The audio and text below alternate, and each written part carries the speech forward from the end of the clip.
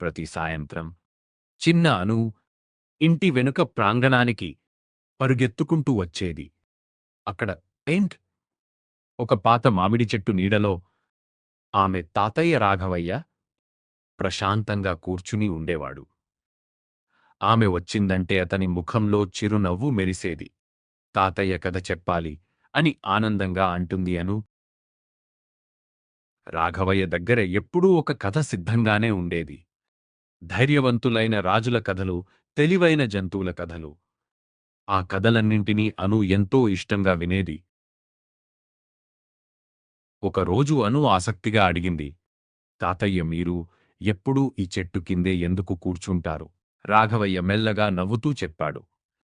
ఈ చెట్టును నేను నీ అమ్మ నీ వయసులో ఉన్నప్పుడు నాటాను. ఆమెతో పాటు ఇది కూడా పెరగాలని అనుకున్నాను.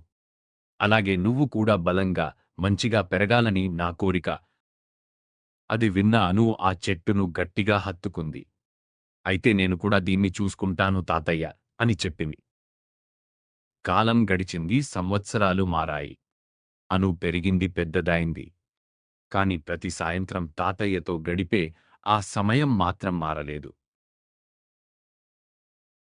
ఒకరోజు అను తన చేతిలో ఒక చిన్న మొక్కతో వచ్చింది. తాతయ్య మనం దీన్ని కలిసి నాటుదాం, ఒకరోజు నేను కూడా నా మనవళ్లకు కథలు చెప్పాలిగా మీలాగే. ఆ మాటలు విని రాఘవయ్య కళ్ళలో ఆనందబాష్పాలు మెరిశాయి. ఆ మామిడి చెట్టు నీడలో కథలు కేవలం ముగియవు, అవి తరతరాలకు పెరుగుతూనే ఉంటాయి.